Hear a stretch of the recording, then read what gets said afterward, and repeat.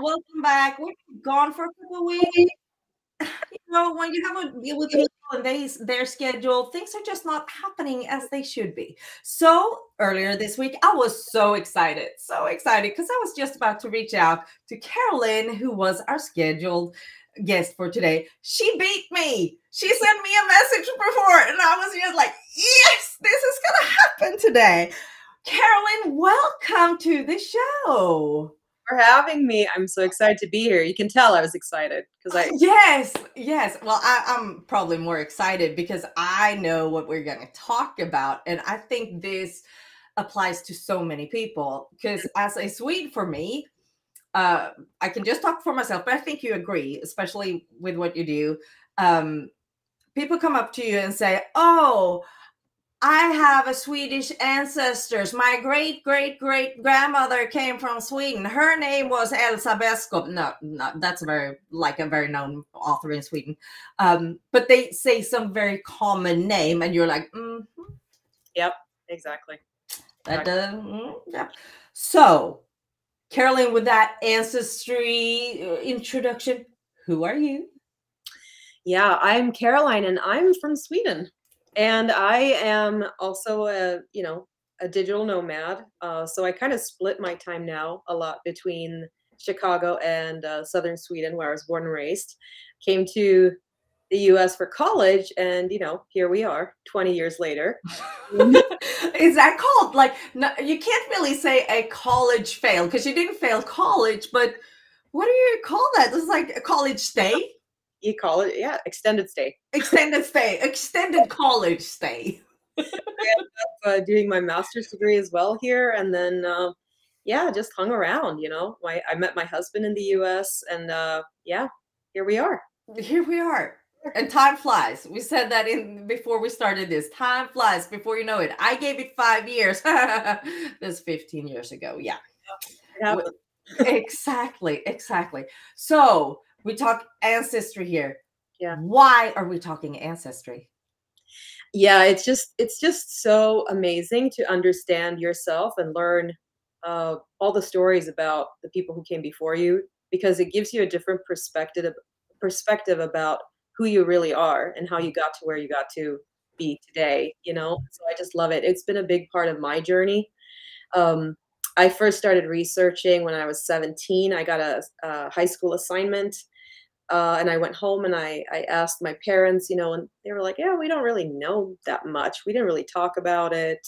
And I was like, well, that's kind of a shame. I'd like to know more. And I just started researching. And then I came across amazing stories, one after the other. And it just kept coming and kept coming. And I was just bitten by the bug. And then I've been doing that ever since. And now say then when you got bitten by and you found all these stories about your family, and they were amazed. I bet. No idea. In fact, one of the first stories I came across was that my great grandparents had emigrated to Duluth, Minnesota in 1892. And there you go. Yeah, then they had actually returned to Sweden before my grandfather was born. Who knew? Wow. Yeah. Because I've heard a lot about people moving from Sweden to the US and Minnesota especially, but back not too many. Yep. They came back. Yeah. So, I could have been American. Maybe that's I don't know, but they just came back. Generations ahead. Mm-hmm. That is cool. So you have a study course, online course for all these Americans who want to research more about Sweden. Tell me about this. What's the name of it to begin with? That's right. It's called Searching Sweden, Finding Your Ancestors in Online Archives. And it's really meant for, Swedish American descendants, basically, people who have a Swede in their ancestry and they don't know much about that person. And so it's a self-study course, but we have two versions of it, one with more basic resources and one with a lot of extra resources that you get a lot of help with.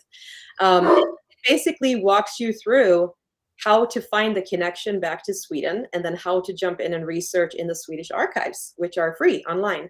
So you don't even need to know how to speak Swedish to do that. And that's where a lot of people kind of hesitate, but I show you exactly what to do. Yeah, because that is something in comparison US, even the phone book in Sweden is online and free. Yeah. You have no problem finding somebody's phone number or address or anything. So, I do you agree with me saying that Sweden may be a step ahead of US technology-wise when it comes to this kind of stuff? There's definitely a lot more disclosed. You can find a lot. There's a lot of information out there. Um, and I don't know that Swedes are as private, No. concerned about privacy as much as Swedes are pretty much pretty open. I feel like, When yeah, it co know when about it comes to that, at least. yeah, exactly. Yeah, people like I had to find a friend's cell phone number a couple of weeks ago, and I went on the Swedish eniro.se and I Googled her, like, and got it up, and I sent her a text because I knew she had an iPhone, and I sent her a text, and that was the end of it. Like nothing ever had happened. And I think that Sweden was quite ahead of many to digitalize Yeah. all the church books and records and all that kind of stuff. Yeah, absolutely. There's so much online. I mean, it's just an incredible amount, and we're so lucky too in Scandinavia to have so many hundreds of years worth. Because you know, Yes. a lot of countries have had wars and record losses, and we just have so much in Sweden. I mean, it goes back hundreds and hundreds of years. So you just really need to find the connection, the original ancestor that you know, and place that person in Sweden, and then the floodgates open. What about names? Because a lot of Swedes have, for example, Anderson is a very common name, and Mhm, Anderson is the son of Anders. Don't mhm, think that there are not more than 500,000 Anders, because Anders is a very common name. mhm. How do you juggle with that name ordeal, if I can call it that? Yeah. Um, Not everybody has a name that is not common in any way. Right. And that's where a lot of people get in trouble because they assume that Niels Anderson is the only Niels Anderson that's out there, and then they end up in somebody else's family tree because they mistake that guy for somebody else. But there are ways where we can go further and determine the exact origin of the person. So we need more than a name. We need either a birth date or a location to be able to find the person. So if you usually have 2 out of 3, we can find them.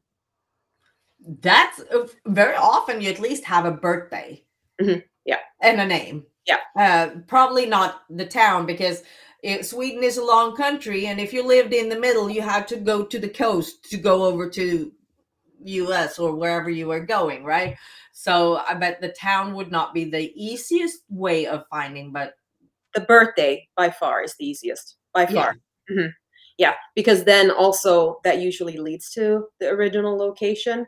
And what happened was a lot of immigrants, what they did was they said the closest major town that they were from just because it was easier. So if somebody emigrated, they didn't want to explain that they were from this little town outside of Gothenburg. So they would just say, "Oh, I'm from Gothenburg," because it was easier. But that is might like it might not actually be the place they were from. So if you search for Niels Anderson Gothenburg, you don't find them, right? So yeah. we need to go further in with the details and make sure that we have an exact location or an exact birth date. And then after that, it's usually pretty easy. But that's the first original uh, sort of connection that people have trouble with, and that's my specialty. Wow. I think it's because I know there are so many Americans and people with heritage in Scandinavia. How about other countries in Sweden? We have Denmark, Norway, Finland, that's uh, Scandinavian as well. Is it easy for them to find the connection in those countries? Sorry if my dog is barking here. Uh, I I think Sweden is actually one of the easier countries to look for. And the reason is because we have such a big volume of records. We have so many types of records, different kinds. I mean, all the way down to school records. Like Wow. so much stuff is there. You know, probably already heard about the household examination rolls and clerical surveys, sometimes people call them. There's, you know, besides church records, many other types of records that you can go through. So it's just really, really easy. Denmark and Norway are also pretty easy to research in, but it's not as easy as Sweden, in my opinion. Scandinavia by far. are the easiest places to research. So I just don't want anybody to hesitate because they don't speak the language. It's like you can overcome that and you can find so much Yeah. information. Yeah. Yeah, language barriers, and if you go over there to do your research for whatever reason, um, you'll see a wonderful country as well. But you'll also find that a lot of Americans do speak, or a lot of Swedes do speak English fluently without any hesitation. Yeah. I think we're pretty good at it. Yeah. You won't have to be Pretty decent, right? So how far have yourself come back in your research? Because you've done years of this, I assume, on your own family tree. Mhm. Yeah, and I am very fortunate that I had some names in my family tree a little bit further back that were well-known names, and so a lot of the research Any kings or queens you're sitting on here? there were a few hot shots, let's say. Sweet. Okay. So you know, a lot of information was already there on them, and a lot of that research had already been done by historians, and so I could kind of tag on to that very easily, and follow it back. So yeah, I'm back to pre-Viking. Sweet. Yeah, Wow. That is pretty cool. I'm pre-Viking. I know my heritage is pre-Viking. Woo! I do know some of the Viking, yeah, some of the Viking names that are in my family tree and all that, and that's pretty cool stuff. And it's so fun to know. As I said to you before, I'm very blessed because I also have heritage back there that has done the work for me on both my mom's and dad's side. So I don't really need to do the work, though I honestly haven't really looked into it. But this absolutely makes me to want to send him an email like, hello, I really want to know this. Because I have family both in Sweden, Denmark, and Norway, and Yep. Germany as well. So In fact, we're probably related too, knowing where you're from. yeah, we said that we have a lot in common, you and I. We do not like coffee, but we drink tea, and I run a tea company, but that's a different story. We like horses. Mhm, mhm, We both sing, don't we? mhm. I heard. What else? What is you? She knows more about me than I know about her, guys. She did her research on me. I think it's all the Southern Swedes. We have the same traits, the same likes and dislikes, I think. Yeah, because I'm not a southern Swede, but I did move from the southern part of Sweden when I moved here. Close enough. Close enough, yes, close enough. I do, though. I lived most of my life in Stockholm, and then in Vollsjö, and then in this little, I don't even know if it's a town, Vollsjö. I guess it is, but Yeah. place on earth. so yeah, but I do not speak the southern dialect of Sweden as you do. Yeah, I have a pretty southern accent. I mean, I can really lay it on thick too. Like if I go to Denmark and all of that, I lay it on thick. I like it. It's very charming. I So, love it. I so now, because I know we will have a bunch of Americans watching this, because it's a lot of people who are super interested in ancestry. Say something. I hate when I get this question myself, so I'm gonna throw it at you, girl. Say something på skånska. ja. Ska vi ta det på riktigt djup skånska så blir det så här. And if I say what she says in my way, it's gonna say, om vi ska ta det på riktigt bred skånska så blir det på det här sättet. Ja, vi kan prata bättre svenska än så. Det lät man inte när jag är i södern, vet du. No, no. No. But I think for all the Americans, the southern part of Sweden have a very different dialect from the rest of the country. It is kind of like I usually say Danish is to speak with a hot potato in the mouth. Uh-huh. And it's a little bit the same, but you're just like, you sound a little bit drunk. Yeah, yeah, exactly. And I don't say that in a negative way, really, because I love how they speak down there. I'm just not one of them. It doesn't go Yeah. with me. Yeah. No, I love studying accents, and it's so usually if I speak Swedish, people go, "Where in Skåne are you from?" So it comes across naturally. And you can't even say Skåne utan säga Skåne. Yeah. Skåne. But that's a little bit. I grew up outside Gothenburg, and my family had a summer house outside Gothenburg. And when I came home from the summers, my mom was like, "Oh my God, she has a dialect again. It's going to take a couple of weeks for her to come back to normal." Yep. Yep. You just get it, you know. Oh yeah. It's inevitable. It's inevitable. It is. So, what about the future of this program? To go back to what we were talking about from the get-go, searchingsweden.com, correct? Correct. Yeah. I will post all the links in our blog episode for this, and also at the end of this show. So searchingsweden.com. Just make sure it's not .se. Maybe you have .se too. No, it's .com. Yeah. .com.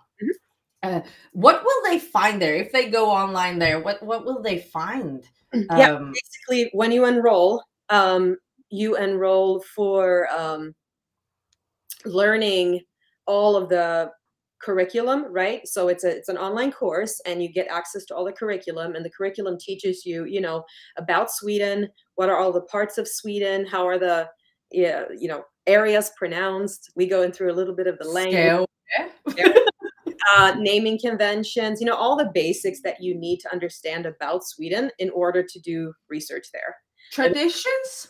Yeah, some traditions are in there, absolutely. Just to cover some of the basics for anybody who hasn't been to Sweden or doesn't know much about Sweden. And then I go into basically what you need to know about the Swedish records. And then I show step by step all of those types of records and how to research people in those records so that you can also start doing it. And then I also show you how to put it all together so that you get a story out of it, And we have had a lot of really cool discoveries. One of the ones that stand out was a gentleman who's so lovely, who didn't really know much about his own father's story because his father had emigrated and not really shared too much about it. And apparently he had been an orphan as well at the same time. So it was like a lot of sort of hurdles to know the story. And we were able to connect him basically with his entire heritage. And now he knows all the details that he was after. Yeah, and he had basically given up of finding things because he thought it wasn't out there. But I always say, that the answers are out there. We just need to know where to look for them and how to ask. So, we've also had a man who also had a big breakthrough. He had been searching for 10 years to try and find the original location, the original birthplace of his ancestor. It only took him a few weeks, and then he was able to pull it up. So lots of really great breakthroughs. Yeah. Yeah, because as we said, Sweden is not a big country. Like how many Sweden can you fit in US, right? I'm not even going to count. I'm not going there. Yeah. But with that said, also the history is preserved in so many different ways, and it's been digitalized early on. Yeah. Whoever came up with that idea to digitalize them, thank you. Brilliant. Yeah, brilliant. Thank you. I don't know who it was, but I know that Sweden was early with putting them out there. And as you say, yeah, the problem must be the names and the language. And yeah, we are a German language or German descent language, whatever you want to say. There are some similarities in words, but not a lot. Not when it comes to old Swedish language. Right. Right. And, I'm there as well for help and support, right? So when people have questions, I'm able to answer those questions. And so it's kind of like having a little genealogist in your pocket, when you the answers to those things that you can't figure out, because I always say, like, you don't need to speak Swedish in order to research, but every now and then you'll come across an abbreviation or a word and you're like, I don't know what this means. You'll just wonder. And it's just helpful at that point to get confirmation of what you think it is, from somebody who has the experience. So yeah, it's been really, really fun. And we've had some really great stories show up for people. So it's just amazing to see the transformation too when people learn how to do it and then they go on and they teach other people and show other people how to do it too. It's wonderful. And then you have all these people who also find, oh, you are an ancestry, as you and I said, maybe we are related. Who knows, you know? My family comes from Dalarna. Dalarna. Dalarna. Vikmanshyttan då. So since Sweden ain't that big, but a lot of people immigrated over here. It just US is so big, so they're like spread out everywhere. Yeah.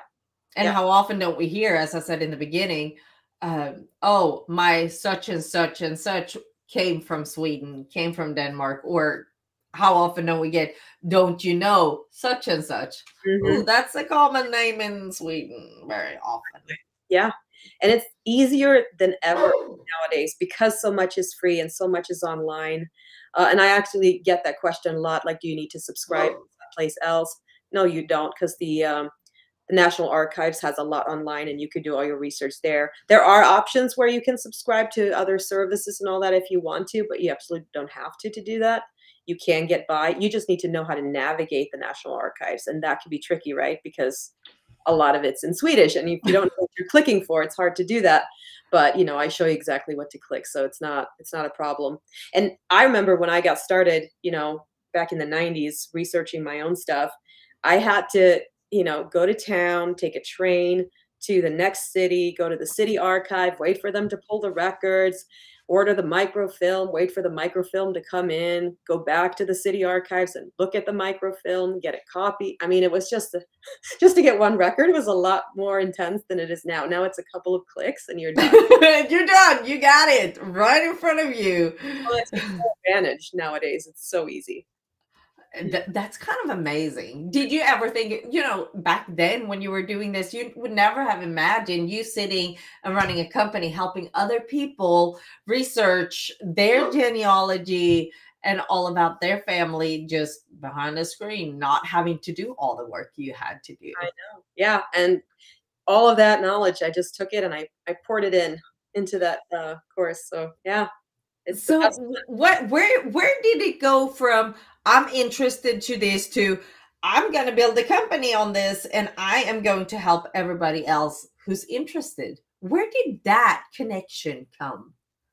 It was just such a profound experience for me because I think as a teen, I wasn't sure where I fit in or how I fit in. I mean, I think a lot of teens go through that, but I didn't know much and I didn't have any siblings. It was just me and my mom and my dad. So I didn't feel like I had a big family. And I was just curious. I was just curious as to where I belonged and how I fit in to Sweden. And I think it was just such a profound experience to learn that, oh, my family has been in that area for over 1,500 years. And these are their stories. A long time. A long time. So yeah, absolutely do fit in here. And these are the stories. And, you know, I learned that I think it was my 7th times great grandfather was the mayor of my hometown. 7th times great grandfather. Suck that. Yep. Suck it in, folks. Yeah. I had to. He was the mayor of my hometown. And I mean, I had walked by you know, the house where he lived every day my whole life and never knew it. And it just things like that. It was just funny to see, you know, all the connections that were around me that I wasn't aware of. And it was just such a profound experience. And I was like, I have to help other people learn this about themselves. It was just, it made me who I am. It changed my perspective on who I was, basically. I bet it did. I bet it did. And this just conversation makes me really want to know more about myself. I know some things, but I know where the information is. I don't need to do the research really. But it's really put it into perspective. I was like, yeah, maybe there is more to this than I know, or I should say, I know there is more to this than I know. And you know what I always say? It's like, if they had taught me this in history class, I would have been way more interested because Oh, yes. some of the people I read about, like I had people like that were directly involved. You know what I mean? Like that I were a descendant of. And I was like, I wish I had known that because I would have paid a lot more attention. It would have meant something to me. It was Yes. it's my story too. Absolutely. I didn't even think about it from that point of view, but I agree because honestly, yes, I did fail history in high school. I think a lot But of people, there is a story behind that, and I'm not going to take it here because that will put people out there that it's no, we're not talking about that. But yeah, I can tell you I was a good investigator already back then and found out stuff that was not for me, meant for me. Yeah.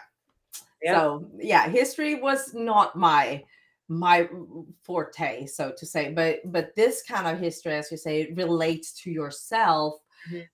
is a different thing. And if or when you find out something like that somebody had an influence on a town or Mhm. whatever, absolutely. Well, and I haven't told you the most interesting story. I've told other people, I think, in other interviews, but I haven't mentioned it here, so I want to mention it. One of the early stories that I found um, was my six times great grandfather, and I found his diary from 17, whatever, 60 something. Um, and so he was a ship's minister on Okay.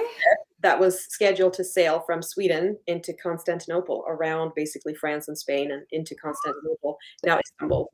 And then it was going to be there, dock there for a couple of days, and then go back. And he was the ship's minister, basically. So he was on that. Well, it was shipwrecked outside of Cadiz in Spain, and he was the only survivor. Oh my God. He ended up in Cadiz, basically stranded with no way to speak the language, like this sort of really just heart-tugging story of survival, and then him trying to make his way back home to Sweden to a family that presumed he was dead. And Surprise, here I am. so he made it back eventually. He was helped by locals. He was helped by a person who was a big influence in town, who eventually got him on a ship to go back home or something like that. It was just this amazing story. So I found his diary of him telling the story. And I was just thinking to myself, like, You should write a book about that diary. I mean, if he hadn't made it, I wouldn't be here. Like, and just Oh learning yeah. that story just changed everything. I was like, oh my God, like, this is amazing. Just reading his words. Yeah, that was one of those stories that really affected me because you realize how many things have to go right for you to be here today. Absolutely. Yeah. So you become just a more grateful, more appreciative person, I think. You're like, oh wow, like this could have gone wrong really, really, really. Really quickly. Yeah. This could have had a different outcome. Mhm. Wow, that is so cool. Yeah, to make your way, because have in mind, Google wasn't a thing. Map was not really reliable, and nor was chips or transportation. And just knowing, yeah, I'm going back to Sweden, but what way am I going? And You how know, do I communicate and where do I find, I mean, everything. It was just this incredible survival story. So just to find something like that, yeah, I would write a book about it. there might be one. Yeah, we'll see. Oh yeah, let me know because I want to read that. Yeah. That's amazing. Mhm. Yeah, all the stories you come up with, or not with, but around, Mhm. as you say, change stuff. And is that why you think people are so interested as well in their ancestry? Yeah, I think so.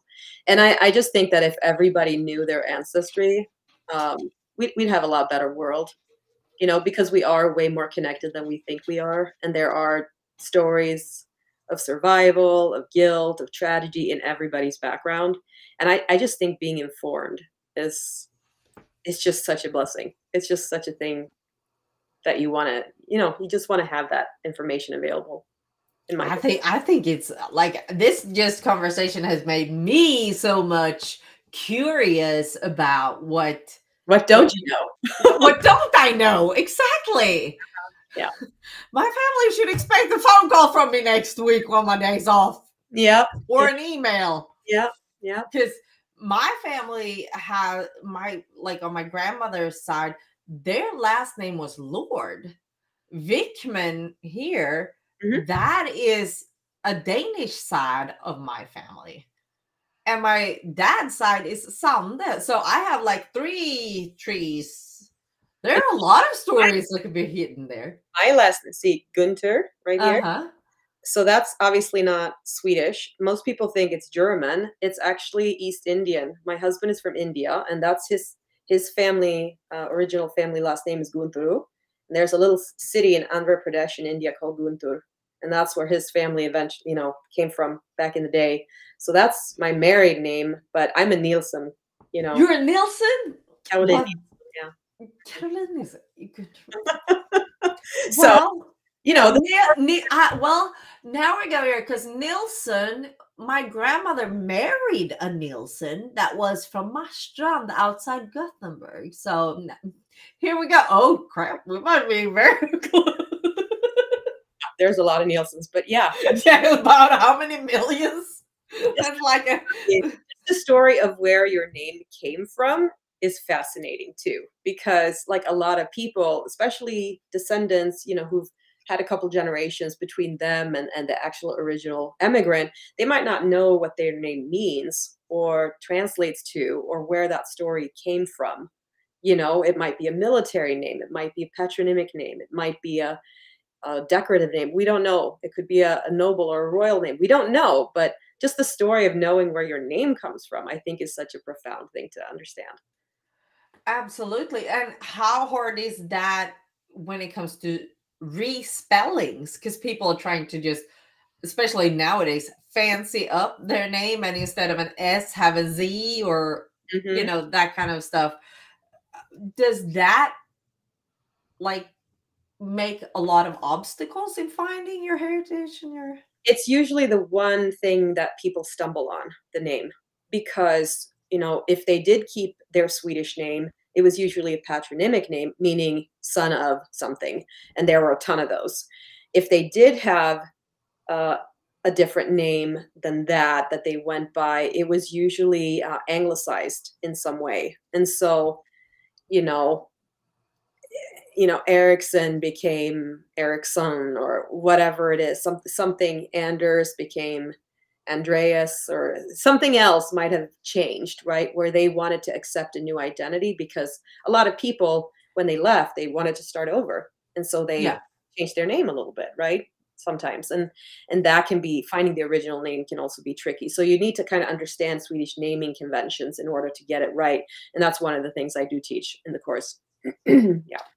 And this with names got me a little bit also thinking about, we have Ericsson, for example. How often do you see somebody, you let's say you read a list and in that list a Swedish name pops up. It doesn't have to be a list with Ancestry, and this person is trying to pronounce their name and you're like, no, your name is not that. Let's teach you how to say your name. How often does that happen for you? Yeah, every day. It's one of my pet peeves because I do want people to know what their name means and where it comes from and all that. I mean, we've got plenty of examples here in the US. We've got, Walgreens. We've got a couple of other ones that are a little bit butchered that I would love to put back on the map. Yeah. Oh, yeah. You see those names and you're like, well, that could be somebody with a Swedish ancestry or something like that. And Lövkvist. Oh. Huskvarna. Oh. How does Americans say that town? Now, that's not really a name of a last name or a personal's name. It's a town. But I laugh so hard when Americans are going to say Huskvarna. It's not an easy one. No. And it's such a big brand in industries and forest and motorcycles and God knows everything they do, dishwashers, you name it. But why did they use that name that's so hard internationally? I know.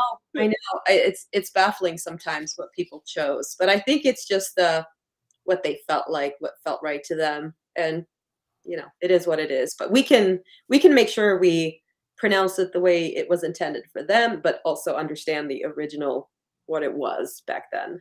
So then this then comes to me in or ö, Yeah. the three letters that the Swedish language has that is not in the American language. Yeah.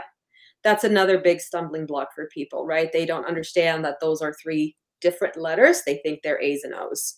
And so what happens is they spell, maybe their name has become Johnson, but actually, and they're searching for Eric Johnson. And it's like, it's not Eric Johnson, it's Eric Jönsson, right? And they're searching Yeah. for the wrong name because of that. And that's why they can't make the connection. So we need to know, we need to understand how the name was anglicized, so that you're searching, because you're going to get results, but you got to search for the right thing. For the right person. Yeah. And I bet that is also something just because of those three letters. My grandfather's name was Östen, and that is O with two dots over, Sten. And as soon as he went international, because he was over here in US, it was Osten. And if you know any Swedish, that is the cheese. Big cheese. Yeah. Yep, he was the cheese. So I called him Cheesy sometimes. Yep, that was my grandfather. He was the best ever. But he said very often, he's like, I wish I had a name that didn't have that letter. So he often went on, his middle name was Carl. Yeah. Or Alf. His name was Carl Östen Alf. And then the Alf came out, like the serious Alf, whatever you call that monster animal dog. I don't know what he is. He looked like a croissant to me. Yeah, I know. I remember that one. Yeah. And he's like, that's not my name anymore. He did not like it. So yeah. When he was traveling, he went by Carl because that was way easier. Yeah. Well, and this brings me to the point that, for the people who want to learn a little bit Swedish, our VIP version of the course, which is slightly higher priced, but still it's worth the investment, because they get a free 4-week mini course in Swedish from my colleague Anneli, who is a Swedish language teacher. That's cool. You can start to learn a little bit of Swedish and to pronounce things right and to say some words, especially if we want to travel to Sweden and be able to impress people. Like, that's fun. Yes. Yes, that's so fun. That's awesome. That is so cool. So now I have to ask you personally here, what do you miss from Sweden yourself? Gotta go there, Yeah, no, I mean, I go home often enough, once or twice a year for extended. I'm going home 2-3 months this year. So I'm there because I work remotely. I'm there a lot. So I stock up, but Los Cuties is, the candy is. Yeah. I mean, how do you describe Los Cuties? They like, why are you traveling with 2 full suitcases full of candy? And I'm like, I'm sorry. I wish I could explain it, but let's just. I'm Swedish. It's a Swedish thing. You don't get it. I'm sorry. There are some, there's the glimmer of hope now. We have some of the online stores that are stocking more and more stuff. So we, but back when I started coming to the US, I mean, it was no clothing. It was toothbrush and candy. Yeah, that's it. I miss Kex choklad. Yeah. Yep. Trader Joe's now has one that's very similar. Yeah, and I have 2 hours to the closest Trader Joe's. Okay. Right. Yeah. Too much. Driving. So it doesn't help really. It's closer to IKEA than Trader Joe's for me. Yeah, but they don't have that much Swedish food anymore. They don't. No. They're not even a Swedish company. We're gonna look at it really, really bad. So there are some things that I'll get from there, like frozen stuff and some occasional sauces and things like that. But julmust, but very, very few things there now, unfortunately. Yeah. IKEA, you better shape it up on that. Yeah.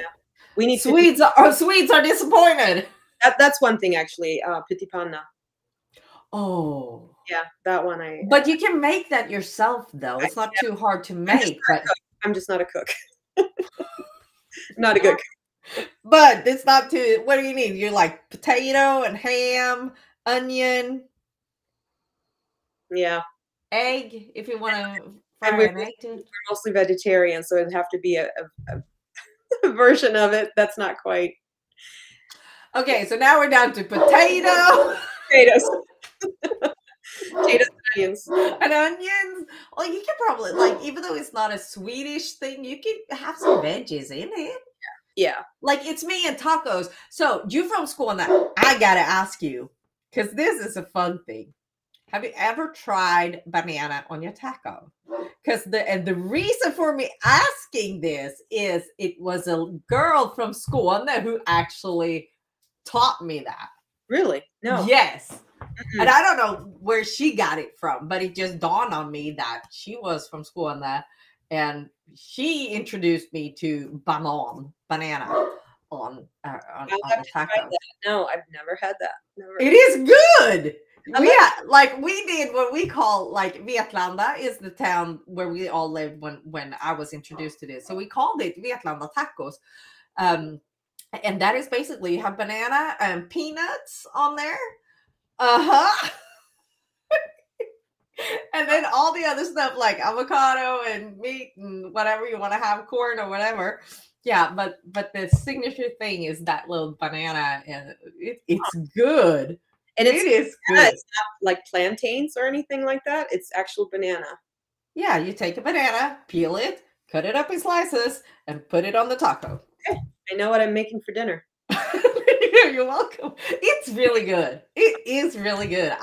My tacos is I do the meat. Okay, you have to change the meat then if you're a vegetarian, right? To whatever you prefer. And then I have lettuce, tomatoes, bananas, sour cream, corn. Yeah. Mm-hmm. That sounds good. I'll try that for sure. That's avocado. Gotta have avocado if I didn't say that. Yeah. I don't know if you've had but one of the best accidents of my life was when this is what I came up with at home when I was living with my parents.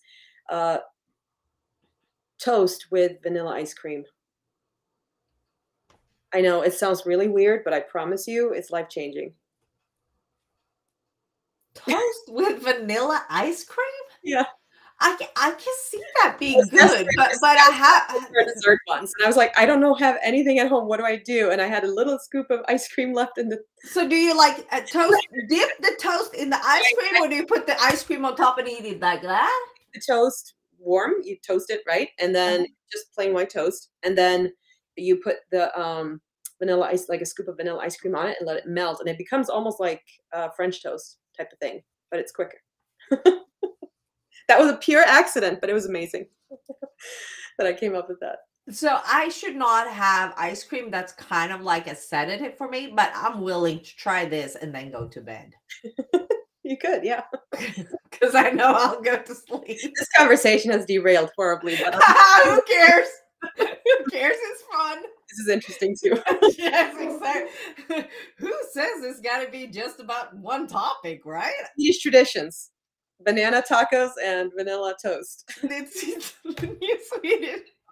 Yeah. We gotta have a new recipe of Swexen podcast. It's the awkward Swedish things we eat. Yeah, that sounds like a great episode. You should just get like the 10 top weirdest recipes that we've figured out. Janssons frestelse kan väl höra hemma där kanske. Ew, that's not. I don't know that. Yeah, no, I don't like that one. I don't like that one. So what's your favorite Swedish dish? Yeah, it has to be pyttipanna, I think. Yeah? It has to be. Yeah, I think it has to be. Yeah. With red beets?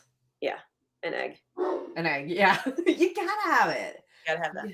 Yeah. So what do you exchange the ham to if you're a vegetarian? I can do a little bit of chicken every now and then. Okay. So I'll probably do that. That works? Or there's a lot of root vegetables you can put in there. Of course, yeah. Yeah, a lot of different type of onions and all that. So yeah, you can make it work. Oh, and I do like fläskpannkaka, except without the pork. Yeah, you can. So, you don't need to have that. I just call that oven pancake. Oven pancake, yeah. Yeah, and I love it. I do it often. Like And that is something like, if you know me very well and know what I eat, I make pancakes and then I eat that for breakfast with me at work. And everybody, they're like, that's not pancakes, that's crap. Yeah, no. I was like, mine are a little bit thicker than, Thicker. like, Yeah. I can't make them pancake thin. Mhm. So it's like not as thick as American and not as thick, but it's more on the thinner side. I'm trying to make them as thin as possible, but I'm not a cook. So not happening. Have you had the Danish small round ones? Ebneskiver? The little round ones? Many years ago. Yeah. Many years ago. Like, we're talking when 15, 20 years ago. So of course my mom was Danish. What do you think? I was gonna say, yeah. If she was over when we lived in southern part of Sweden in Volsjö, she was over to Copenhagen once a week. Yeah. Och jag vill ha chokladpudding. Yeah. Jag vill ha min chokladpudding. Yeah. I don't want that Nutella. I want the chocolate slices. Yeah. I miss that. So somebody in Denmark sent me some chokladpudding. Mange tak. Yeah. Mange tak. We love Copenhagen. I'm going there in July. Can't wait. One of my favorite cities ever. It's a wonderful city. Wonderful city. And Tivoli, and at Christmas time. Oh, Tivoli at Christmas. Beautiful. Yeah. Yes. I love it. So what traditions do you do here in US? It's Easter now, or when we broadcast this, it was Easter. Yeah. Americans does not dress up like witches as Swedes does. Yeah, I remember trick-or-treating basically as a witch when I was a child. So I tell that to my friends here and they're like, you're so weird. And I say, no, it's a Swedish tradition. That's it is. And they're like, that can't be real. And I'm like, I promise you, it's real. It is. And then you have your, what do you call that? Bandana around your head and your apron and your skirt. And you got to have a broom in your hand and a little basket for the eggs or candy. Yep. And what y'all do here when it comes to Halloween, we do now. Mm-hmm. No, but we don't say trick or treat or anything like that. We just hold out the basket and say, give me candy. Yeah. I never really understood it. I don't think I questioned. We made Easter cards that you basically handed over an Easter card, and thanks for that, you got the candy. Yeah, right. Yeah. Maybe we should do that and scare the crap out of our neighbors. We could, yeah. Anything for candy. Anything for candy. We get our candy. And then we're like, this is not Swedish candy. This is not Swedish candy. Yeah, I know. It's and then you had to do big red circles on your cheeks and then freckles on top of that. Mm-hmm. Mm-hmm. Yeah. Yep.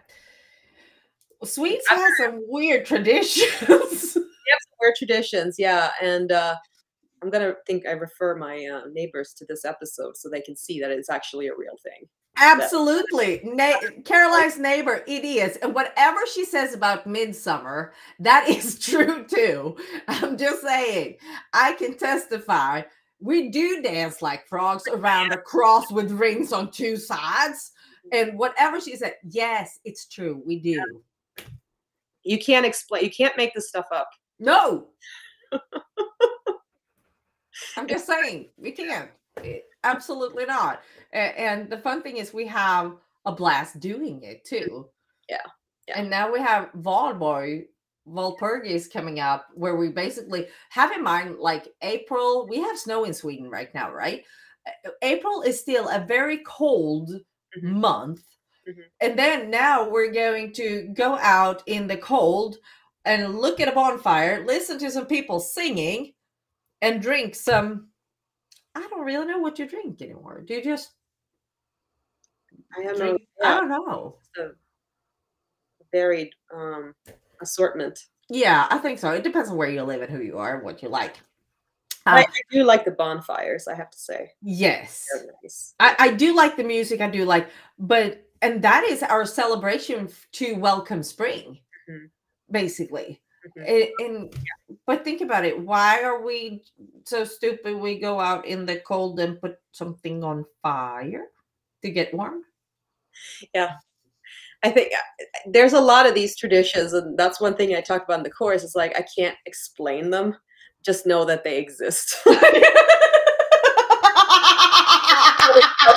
Record, like this is what they mean. Don't question it too much. Just accept it because this is because people are like, why in the world would you do that? And I was like, it's tradition. What can you say? And all these traditions has a heritage from somewhere, and you're just like, we just do it now, tradition. Why ask? Yeah. And same thing with Lucia. Mhm. In December, we welcome the light and we welcome the winter. And people, last year I got the question, why do you welcome the winter? It's so damn cold anyway. Yeah. I was like, well, we more welcome the light, I guess. It's like, it's dark. You could not understand the whole You ask the average Swede why they celebrate these things, they don't know. So nobody knows. We just do it. We just do it. Exactly. We just do it. So we send all the witches to Blåkulla, the Blue Mountain. And yeah, if you look at my last name, it's very easy for me to just change a little bit. We talked about name change, and I become the witch. That's right. Yeah. Yeah. I think the Easter celebration to me has very like a St. Patrick's Day kind of feeling to it, Mm-hmm. Oh, right? we put eggs and feathers in branches too, by the way. Right. Yeah. Yeah. I've not done that for many, many years. I miss that. I Yeah. miss the colors we bring in on Easter. Yeah. Yeah. I miss the little marzipan shaped. Uh, That's a Christmas thing. we're back to candy. I can't help it. I'm sorry. It's one of my passions. Your next business is going to be a candy business. I have a feeling it's going to be candy import is what you're going to go next. That's right. Yeah, important. Yeah, I think you're right. Because you I have are been practicing all these years. you've now used all your passion for ancestry. Now we come to candy. Full circle. Yeah. Full circle. Mhm. Because you told me you're an professional organizer. What does a professional organizer do, by the way? Yeah, so I teach a lot of organizing files, folders. I teach productivity, project management, all of that stuff too.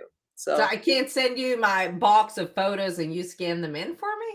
I used to do that. I don't necessarily do that now, but let me know, and I have a colleague anywhere basically that can help you with that. Yeah, Oh, we have plenty in Texas actually. Plenty in Texas. So gotcha. Yeah, because I started cleaning out my storage unit last year, and I found a lot of pictures, a lot of yeah, them. And yeah. it's not that I cannot do it myself; it's just so darn time Oh no, consuming. we have a whole association of professionals that only do that. In Okay. fact, I'm going to the conference next week, so I'll be sure to put in a good word for the Texans. Yes, exactly. You're like, I know somebody who will need help because she's Oh, lazy. yeah, we've got people everywhere. It's a big thing, and that's how I married a lot of my businesses, right? My both sides of my businesses, because the people who had these old photos that needed scanning and organizing and all of that, they were like, I don't know who these people are, and I'm like, well, I can help you with I that. can help you with that. And the same thing, the people, who found their heritage, they're like, I wonder if there are photos. Of course there are, right? So it just was a perfect blend. And I love all of that. Like just seeing some of that old stuff is so cool.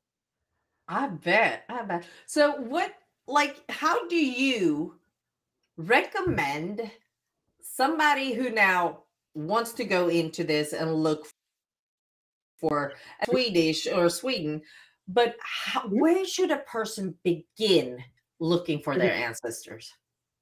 We need to know a name and we need to make sure it's the right name. So again, if it's Johnson or Jönsson, that makes a big difference. We need to understand what the original name was. And then we also need either a birthplace or a birth date to be able to start looking. If you have two of those three, then you are ready to look for the person in Sweden or look for that person as an immigrant. If you don't have that, then those are the first things you want to look for.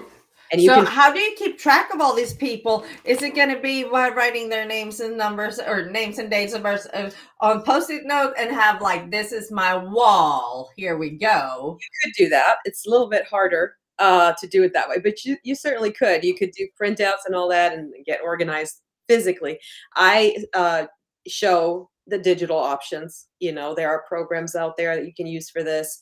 You can do a database in any good project management software. I teach people how to do a research report. So there's all kinds of ways that you can get organized with that. But yeah, it's Do what you need an organized guru to do Ancestry?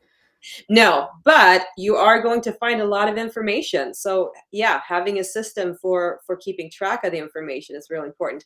What happens to a lot of people is they start digging and they don't write anything down. They don't keep the records in order or put the story together at all. And so then, 5 years down the line, they're like, I don't know what to do with all this information. And where did I find that again? Oh, yeah.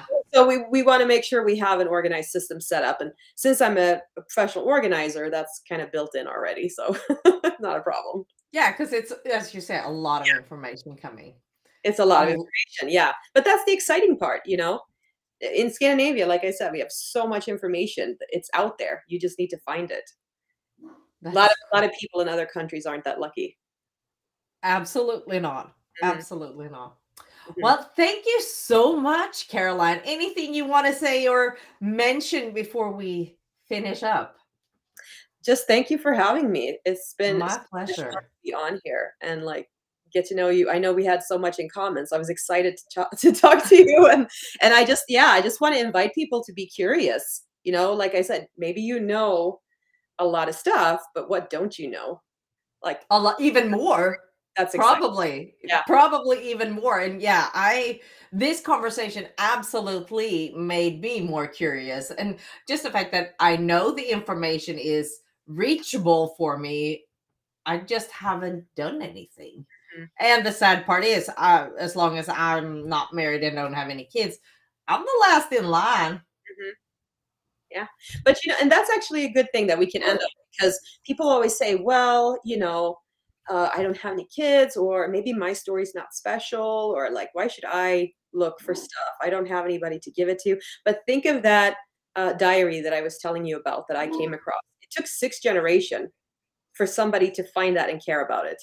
So it might not be you. It could be somebody else. I had a client actually who found a Civil War diary, and it was written by a person who was in the same regiment as his ancestor. So he wasn't even related, but based on what that man had written, he was able to put his ancestor in context. So it might not affect you. It will affect somebody down the line, Also inspiring for people to start writing diaries again. We get so much from that. Imagine a couple 100 years from now, how different life is going to be and how much you could contribute to the understanding of what today was like for others. That's just so much fun to think about. We need to start and even though a lot of us probably write a diary digitally, but that can disappear. Yeah. So maybe write down some notes at the end of every year. Yeah. You never know. Well, thank you so much for joining me today, Caroline. It's been so much fun, even though this conversation ended up from Ancestry to candy and back. Yeah, full circle. And via traditions and food, but I love it. I love it. Thank you so much. And everybody, go and check out Caroline's website. It's just about to pop up here. And I'll have to see you soon. Bye, everyone.